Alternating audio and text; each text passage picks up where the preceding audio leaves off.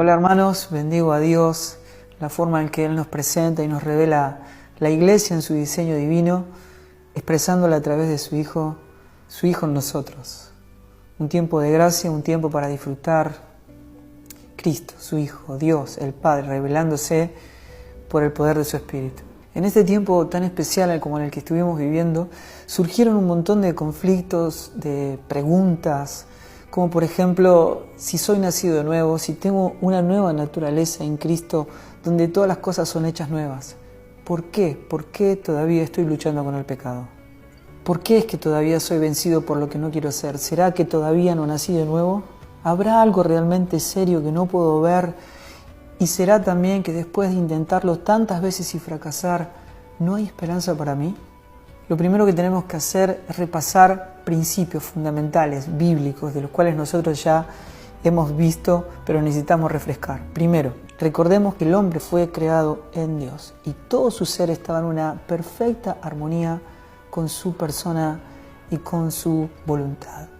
Dios nos hizo a su imagen y semejanza, cuerpo, alma y espíritu, y los tres participaban de una manera perfecta de la santidad de Dios. El Espíritu es lo que nos relaciona con Dios, lo que nos permite tener una comunión perfecta en Él. El alma es el asiento de nuestra personalidad, la voluntad, la mente, las emociones, y el cuerpo es nuestra caparazón exterior. En el diseño original, el Espíritu controlaba el cuerpo y el alma. Las exigencias del cuerpo y las emociones del alma estaban en un perfecto gobierno del Espíritu, cuyo único propósito era adorar, glorificar a Dios. 1 Corintios 15:45 dice así: así también está escrito, fue hecho el primer hombre, Adán, alma viviente, y el postrer Adán, Cristo, espíritu vivificante.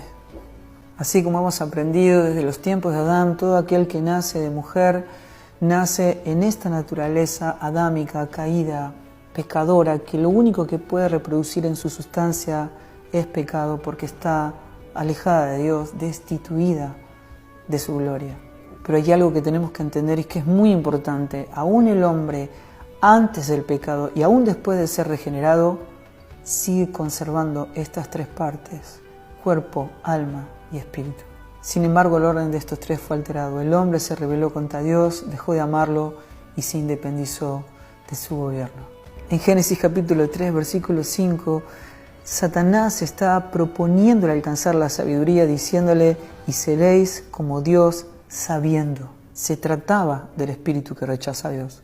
Génesis 3:6 dice: y vio la mujer que el árbol era bueno para comer, aludiendo al apetito del cuerpo, y que era agradable a los ojos, y el árbol era codiciable. Esto es lo que surge en la parte emotiva del alma cuando los deseos del cuerpo se ponen de manifiesto. Y aparece el hombre que en el espíritu rechaza a Dios y que intenta satisfacer los apetitos del cuerpo y del alma. Esto es lo que finalmente ocurre. El espíritu rechaza y se desconecta de Dios y se convierte en lo que es Adán, alma viviente, un hombre que se desarrolla en el alma de tal manera que ahora puede decidir por sí mismo, en lo que le gusta, en lo que le parece, en lo que siente que es justo, en lo que le parece razonable, y el cuerpo desarrolla innumerables deseos y apetitos con los cuales seduce el alma. En el diseño original era el espíritu quien dirigía al hombre en una perfecta armonía con Dios, pero ahora es el cuerpo que dirige al hombre seduciendo el alma a fin de satisfacer todos sus deseos carnales. A partir de ese momento el hombre llegó a ser carne. Génesis capítulo 6, versículo 3 dice: y dijo Jehová, no contenderá mi espíritu con el hombre para siempre, porque ciertamente él es carne. La carne constituye ahora la naturaleza propia del hombre después del pecado, y la naturaleza es el principio vital que gobierna, que expresa todo su ser. Y hay algo que la palabra expresa con claridad: es imposible mejorar la carne. El Señor Jesús dijo en Juan 3:6: lo que es nacido de la carne, carne es, y lo que es nacido del espíritu, espíritu es. Lo que hay que notar es que es muy importante ese vocablo es. No importa cuánto uno intente mejorar, ser bueno, servir, atender, dar los bienes a los pobres, lo que es nacido de la carne, carne es. Siempre va a ser carne. Uno de los aspectos importantes que nos revela la palabra es que la carne anhela trabajar para Dios, porque busca en ella una satisfacción personal, un alivio a su culpa y remordimiento por no poder abandonar el pecado, por no dar fruto, por no poder expresar esa naturaleza que se concede en aquellos que han nacido de nuevo en la persona de Cristo.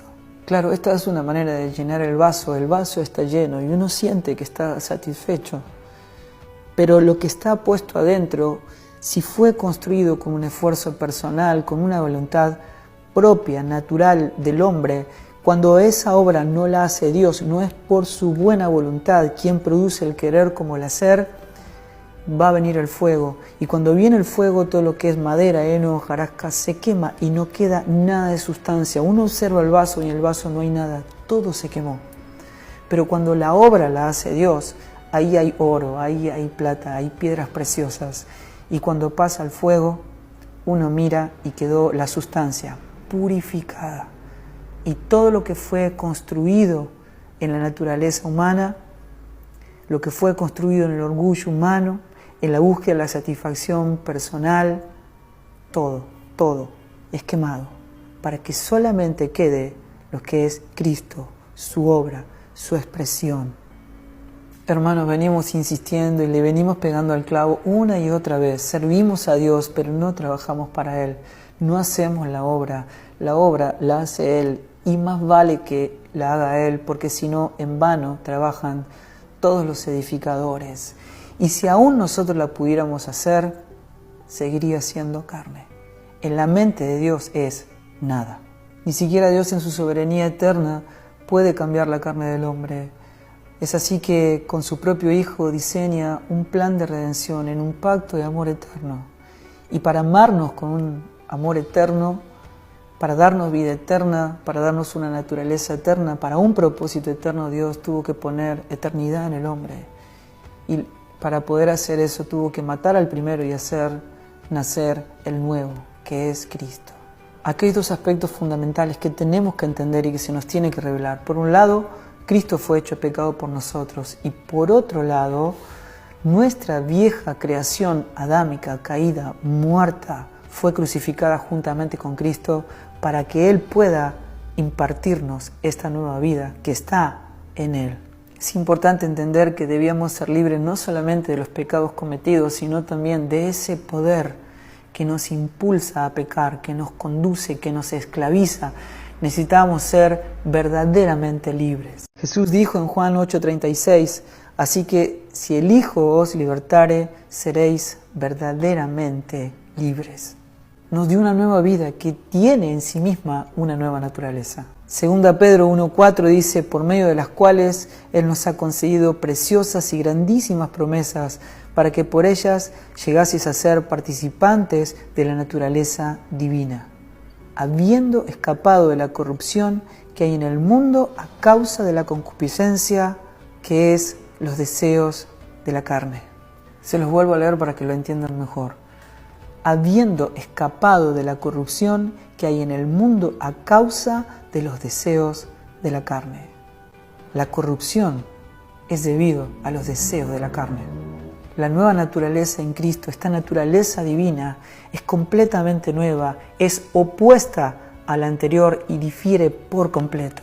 Es una vida que es concedida a través del nuevo nacimiento, es una vida que viene de arriba, es un obrar del Espíritu Santo de Dios que nos devuelve la posición en la cual nosotros nunca debimos haber salido, nos devuelve la vida de Dios. Juan 3:8 dice, el viento sopla donde quiere y oye su sonido, mas ni sabes de dónde viene ni a dónde va.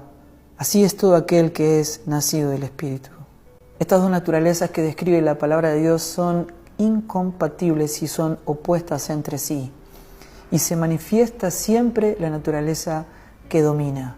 Frente a la crisis siempre se deja ver la naturaleza que uno más alimenta. Gálatas 5:17 dice, porque el deseo de la carne es contra el espíritu, y el del espíritu es contra la carne, y estos se oponen entre sí, para que no hagáis lo que quisierais. Y acá llegamos a un punto importantísimo de poder comprenderlo. Estas dos naturalezas existen en nosotros de manera simultánea. son completamente diferentes y opuestas entre sí y coexisten en el Hijo de Dios. El motivo por el cual cuando viene la tentación se generan este tipo de conflictos es porque hay otra naturaleza que se opone. Este sentimiento de oposición y de conflicto que se genera es lo que está demostrando que verdaderamente fuimos regenerados.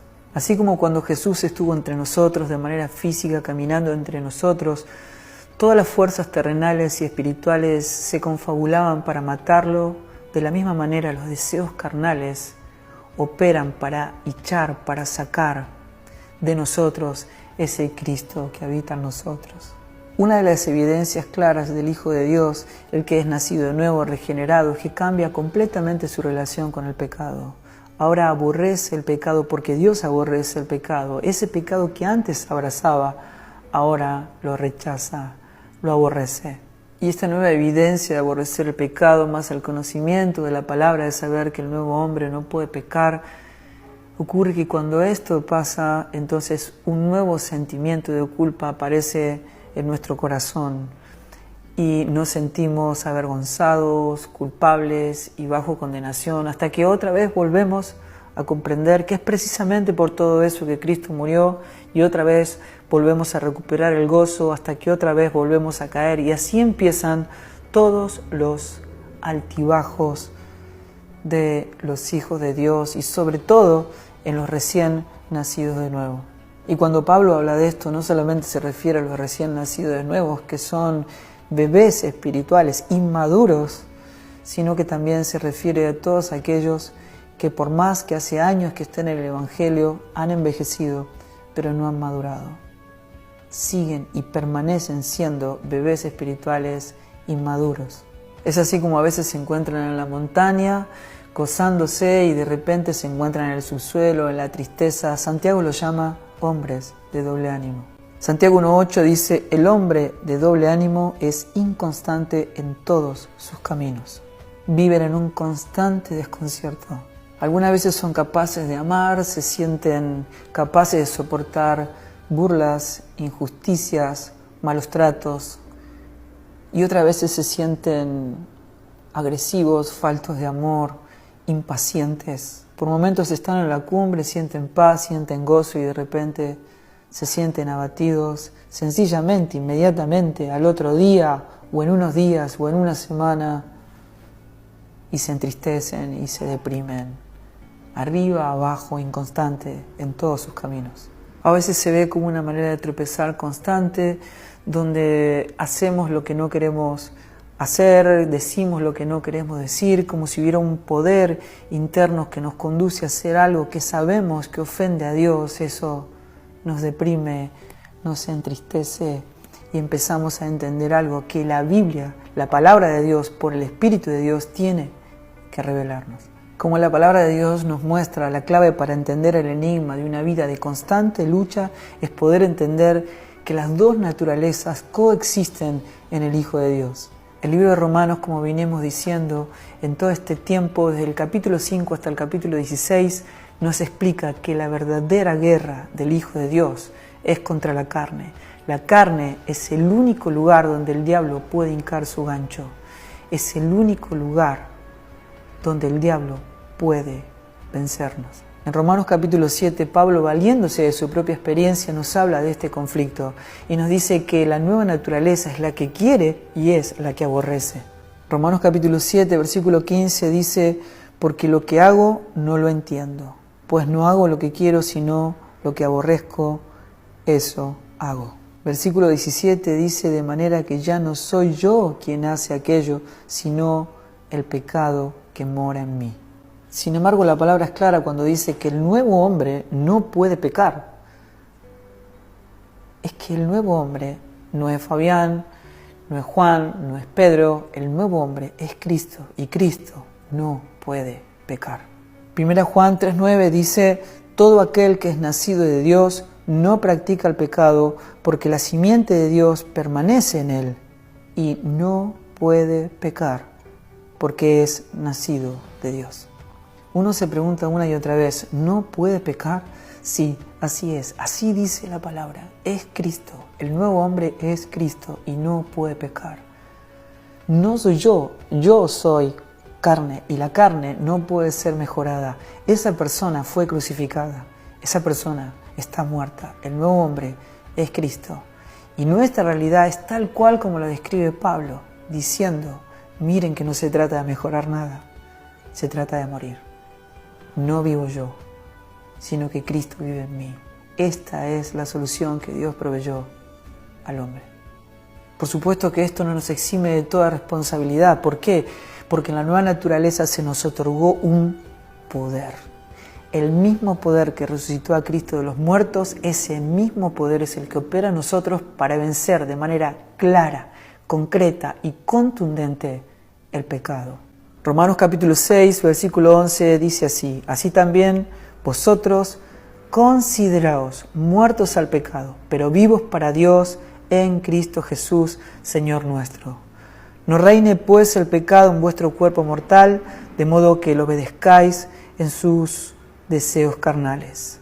Ni tampoco presentéis vuestros miembros al pecado como instrumentos de iniquidad, sino preséntense ustedes mismos a Dios como vivos de entre los muertos y vuestros miembros a Dios como instrumentos de justicia, porque el pecado no se enseñoreará de vosotros, pues no estáis bajo la ley, sino bajo la gracia. Y esta es la gran noticia, que es una obra extraordinariamente inimaginable, divina, inabarcable. Y nada depende de nosotros. Todo es regalo, todo es pura gracia. A partir del versículo 18, Pablo empieza a hablar de las diferencias que hay entre estas dos naturalezas. Pues yo sé que en mí, esto es, en mi carne, no mora el bien. Porque el querer hacer el bien está en mí, pero no el hacerlo. Porque no hago el bien que quiero, sino el mal que no quiero, eso practico. Así que yo, queriendo hacer el bien, hallo esta ley, que el mal está conmigo. Porque según el hombre interior, me deleito en la ley de Dios, pero veo otra ley en mis miembros, que está en guerra contra la ley de mi mente, y que me lleva cautivo la ley del pecado que está en mis miembros. Entonces, para tener en claro, debemos entender esto. La vieja naturaleza es nacida de la carne, en ella no mora el bien. Y lo otro que tenemos que entender es que la naturaleza nueva procede de Dios y no puede pecar. Y aparece la pregunta crucial: ¿cómo podemos obtener la victoria? En Gálatas capítulo 5, versículo 24, 25 y 16 nos dice las dos maneras que tenemos de vencer la carne. Pero los que son de Cristo Jesús han crucificado la carne con sus pasiones y deseos. Y cuando dice que los que son de Cristo Jesús han crucificado la carne, quiere decir que los que no han crucificado la carne no son de Cristo Jesús. Versículo 25, si vivimos por el Espíritu, andemos también por el Espíritu. Digo pues, andad por el Espíritu y así jamás satisfaréis los deseos de la carne. Estas dos maneras de vencer la carne no son más que dos fases de un mismo camino: la cruz y el poder del Espíritu de Dios obrando en nosotros. Es la manera, la forma en que Dios provee para que nosotros podamos vencer la naturaleza pecaminosa. No importa cuántos votos hayas hecho, la disciplina, el esfuerzo, lo que nace de la carne, carne es.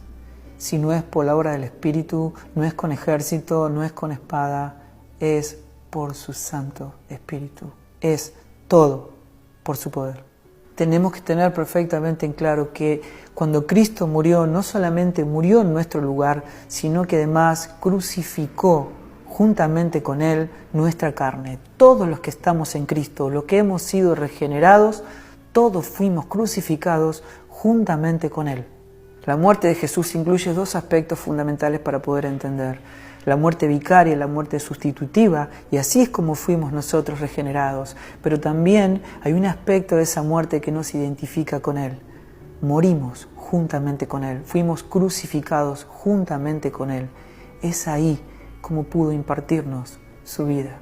Es así como podemos experimentar de manera completamente efectiva la muerte de nuestra carne. Es por Cristo, es por su obra, es por su poder. Nuestra carne fue crucificada juntamente con Él. Estos dos aspectos son completamente efectivos en la muerte de Cristo. Pero ¿cómo conseguimos experimentar esta crucifixión? Bueno, la palabra de Dios dice, es por medio de la fe. Romanos 8, versículos 13 y 14 dice, porque si vivís conforme a la carne, moriréis.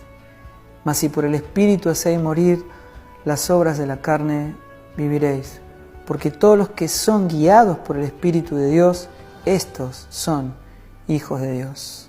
Hacer morir las obras de la carne por el Espíritu es una obra de mortificación, conducir a la muerte, creyendo, considerándonos por fe, sabiendo que ya fuimos crucificados juntamente con Cristo. Esta es la revelación de nuestro estado para que por la fe lo creamos y actuemos conforme a lo que decimos creer. Hebreos 11:24 dice, por la fe, Moisés abandonó los placeres temporales del pecado, porque tenía la mirada puesta en la recompensa, en Cristo, en Dios mismo. La fe aborrece el pecado, la fe no se contenta con los placeres temporales, la fe tiene un hambre voraz por el tesoro, por Cristo, por el gozo, por la palabra de vida. Romanos capítulo 6, versículo 11 dice, así también vosotros considérense muertos al pecado. Para considerar nuestra carne muerta debemos ejercitar nuestra voluntad y nuestra fe para creer que Dios es quien dice ser y para creer en su obra redentora, completa, perfecta, a nuestro favor. Fuimos crucificados juntamente con Él. Creo que la palabra de Dios es verdadera, creo y actúo conforme a lo que Dios dice, que Él es verdadero y que en realidad la verdad divina es que yo estoy muerto, estoy crucificado juntamente con Cristo. Es así como podemos experimentar la genuina experiencia de morir al pecado, ver cómo la cruz nos da libertad y ver cómo el pecado pierde su poder. Romanos capítulo 6, versículo 6 dice, sabiendo esto, que nuestro viejo hombre fue crucificado juntamente con él, para que el cuerpo del pecado sea destruido a fin de que no sirvamos más al pecado. Como la carne todavía está presente, debemos andar en el Espíritu siempre, para así jamás satisfacer los deseos de la carne. Podemos decir entonces que la cruz es el instrumento por el cual podemos crucificar la carne y que el Espíritu Santo es el poder que el Señor nos otorga para poder vencer la tentación. Ahora podemos saber y comprender las dos naturalezas y también podemos saber cómo vencer la carne, ejercitando la fe para considerarnos muertos al pecado y tomar la cruz cada día para sacrificar nuestra carne. Hermanos, es la forma de experimentar la victoria. Es así como lo revela su palabra, por su Espíritu.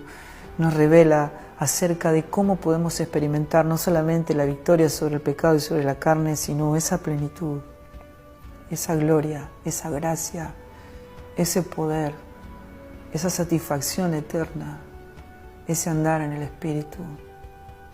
Es por su poder, es por la fe, es por esa cruz, es por esa obra redentora a nuestro favor, consumada por Cristo en la cruz del Calvario.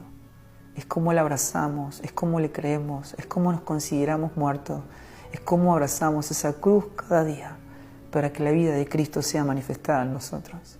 Andar en el Espíritu es confiar segura, placentera, completa y calmadamente en el Espíritu de Dios para así experimentar la evidencia, el fruto, su vida en nosotros. Primera Tesalonicenses 5:22 dice, absteneos de toda especie de mal, y el mismo Dios de paz os santifique por completo. Y las tres partes, todo vuestro ser, espíritu, alma y cuerpo, sea guardado irreprensible para la venida de nuestro Señor Jesucristo. Fiel es el que os llama, el cual también lo hará. Hermanos, esto es una noticia increíble. Nuestra santificación no depende de nuestro esfuerzo, sino de la fidelidad de Dios para cada uno de sus hijos, los nacidos de nuevo, los regenerados, para todos los que están en Él. Esa es nuestra victoria, ese es nuestro gozo. Somos más que vencedores en aquel que nos amó en Cristo. Les mando un abrazo, espero que esto haya ayudado al cuerpo, nos podamos gozar en su palabra y por el poder de su Espíritu podamos vencer la carne cada día por la fe, por su poder, por su gracia y andar en el Espíritu para plenitud, para gozo, para dar a conocer a Cristo, para que su propósito eterno se cumpla en cada una de nuestras vidas. Les mando un abrazo gigante, fue un gozo de nuevo compartir con todos ustedes.